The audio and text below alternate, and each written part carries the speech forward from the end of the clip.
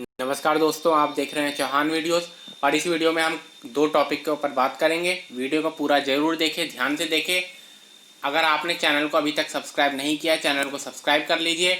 और आप मुझे इंस्टाग्राम पर भी फॉलो कर सकते हैं, लिंक आपको डिस्क्रिप्शन में मिल जाएगा। उसके बाद अगर आप अनअकैडमी प्लस में कोई भी कोर्स खरीदना चाहते हैं तो चौहान वीडियोस कोड का इस्तेमाल करके एक्स्ट्रा 10% डिस्काउंट आप ले सकते हैं। उसका लिंक भी आपको डिस्क्रिप्शन में मिल जाएगा। तो इस वीडियो में हम बात करेंगे उन टॉपिक की जो कि आपकी तरफ से क्वेश्चन पूछे गए हैं और उनका आंसर, उनका जवाब मैं इस वीडियो में आपको दूंगा। तो सबसे पहले बात कर लेते हैं एग्ज़ाम कितने आवर्स का होता है, यानी कि इग्नू में एग्ज़ाम कितने घंटे का होता है। नॉर्मली कोई भी एग्ज़ाम आपका होता है वो 3 घंटे का होता है, जैसा कि नॉर्मली यूनिवर्सिटी एग्ज़ाम्स होते हैं। लेकिन इग्नू में जो होता है वो एग्ज़ाम 1.5 घंटे का भी होता है, 2 घंटे का भी होता है और 3 घंटे का भी होता है। अगर आपका 25 नंबर का एग्ज़ाम है, जो कि नॉर्मली 2 क्रेडिट का जो भी सब्जेक्ट होता है उसका 25 नंबर का एग्ज़ाम होता है। तो अगर आपका 2 क्रेडिट वाला सब्जेक्ट है तो उसका एग्ज़ाम 25 मार्क्स का होता है और आपको 1.5 घंटे का समय दिया जाता है। 1 घंटा 30 मिनट का समय दिया जाता है एग्ज़ाम को पूरा करने के लिए। अगर आपका 2 घंटे का एग्ज़ाम है, अगर आपका 4 क्रेडिट का एग्ज़ाम है तो उसमें आपको 2 घंटे का समय दिया जाता है 50 नंबर का एग्ज़ाम को पूरा करने के लिए। यानी कि 50 नंबर का अगर आपका एग्ज़ाम होने वाला है तो 2 घंटे आपको समय दिया जाता है।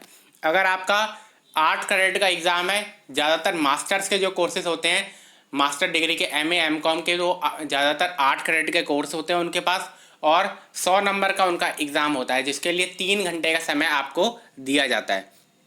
तो 3 घंटे का आपको समय दिया जाएगा अगर आपका 8 क्रेडिट का कोर्स होगा और 100 मार्क्स का एग्ज़ाम होगा। यही प्रोसीजर जो होता है वो लगभग सभी कोर्सेज में लागू होता है।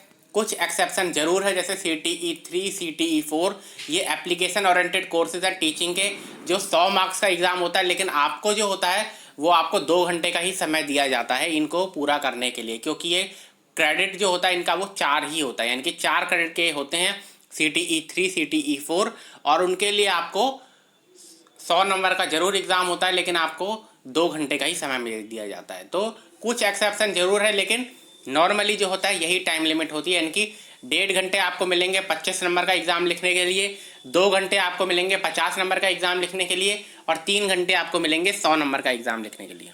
तो ये हो गई टाइम लिमिट के बाद। उसके बाद दूसरा क्वेश्चन जो पूछा गया वो कि क्या इग्नू में एग्ज़ाम हिंदी में भी दिए जा सकते हैं। अगर आपने इंग्लिश चूज़ किया है शुरुआत में, यानी कि जब आप एडमिशन ले रहे थे, री रजिस्ट्रेशन करवा रहे थे, और अब आप हिंदी में भी एग्ज़ाम देना चाहते हैं, तो आप ऐसा बिल्कुल कर सकते हैं।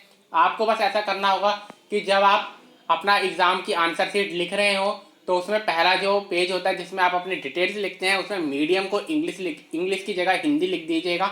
यानी कि वहाँ पर मीडियम जहाँ पर लिखना हो इंग्लिश या हिंदी, तो आप हिंदी मीडियम लिखकर हिंदी में भी एग्ज़ाम दे सकते हैं। क्वेश्चन पेपर में भी कोई प्रॉब्लम नहीं होगी, क्योंकि क्वेश्चन पेपर आपका इंग्लिश हिंदी दोनों में आ जाता है। यानी कि इंग्लिश में भी आपका क्वेश्चन पेपर लिखा हुआ होता है और उसके बाद में हिंदी में भी क्वेश्चन पेपर लिखा हुआ, तो आपको एग्ज़ाम देने में कोई भी समस्या नहीं होगी। आप हिंदी में भी एग्ज़ाम दे सकते हैं अगर आप देना चाहते हैं, चाहे आपने री रजिस्ट्रेशन इंग्लिश में ही क्यों ना करवाया हो। तो आप इंग्लिश का एग्ज़ाम हिंदी में भी दे सकते हैं, और जैसा भी जो भी आपका सब्जेक्ट जितनी भी लैंग्वेज में पढ़ाया जाता है तो उस लैंग्वेज में आप दे सकते हैं ऐसा। लेकिन आप इस बात का ध्यान रखें कि अगर इंग्लिश का एग्ज़ाम है, यानी कि इंग्लिश लिटरेचर का एग्ज़ाम है, तो उसको आपको इंग्लिश में ही देना होगा। बंगाली का एग्ज़ाम है तो फिर तो आपको बंगाली में ही लिखना होगा, और जैसे भी जो भी लैंग्वेज एग्ज़ाम होते हैं तो उनको तो उन्हीं भाषा में लिखना होता है। ठीक, तो ये कुछ एक्सेप्शन ज़रूर है, लेकिन आप इंग्लिश का एग्ज़ाम हिंदी में ज़रूर दे सकते हैं।